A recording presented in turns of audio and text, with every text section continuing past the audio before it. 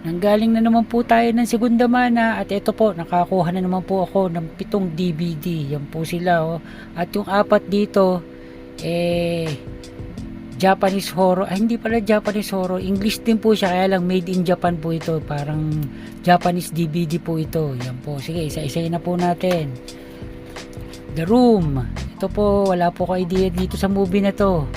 Alam niyo naman po, hindi ako mahilig masyado sa horror, pero dahil po 10 piso lang po ang isa, kaya kinuha ko na po ito. Yan po siya, yan po spine at likod, yan po yung pinaka disc. Ang ano po kasi, ang Japanese DVD, maganda rin po yan, ang gandang pricing po din yan. Tapos Broken Lizards Club Dread, siguro ang title talaga nito, Club Dread. Yan siya, talagang horror na horror oh. Yung babae may hawak na malaking kutsilyo at may tumutulo pang dugo.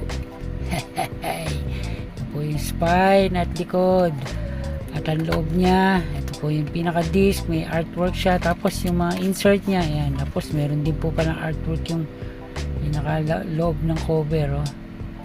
Yan. Ito, hindi ko pa rin po ito napapanood, tsaka hindi ko rin po alam ito. Club Dread. Tapos The Village, ito napanood ko na po ito nung araw, matagal-tagal na rin po itong pinikulang to. Yan po yung spine niya at yung likod at yung disc, ito po siya, wala pong artwork. The Village.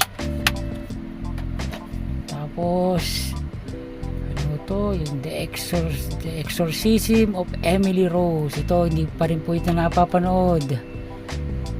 Yan, at yung spine at likod, disc niya, ito po siya, wala rin pong artwork.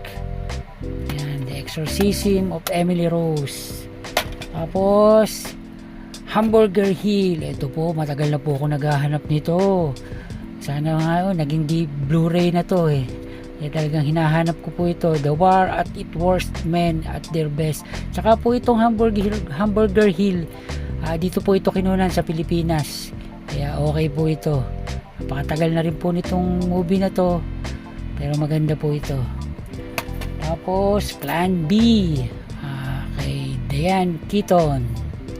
Ayan o, 199 no. Ano to, Viva Films siguro to. Yun no, Viva Films nga o, 199. Ayan o. Pala pinakita yung disc, may insert siya o. Ito rin pala, hindi ko pinakita yung disc. Ito po, yun, may artwork din siya.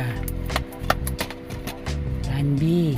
Tapos yung huli natin, The Shakespeare Collection, Antony and Cleopatra. Sino ba bida rito? Yan, ito po yung spine at may artwork po yung pinaka disc. Ayan po mga ka-HT, ang ating nakuha sa segunda mana. Hanggang dito na lang po. Thank you.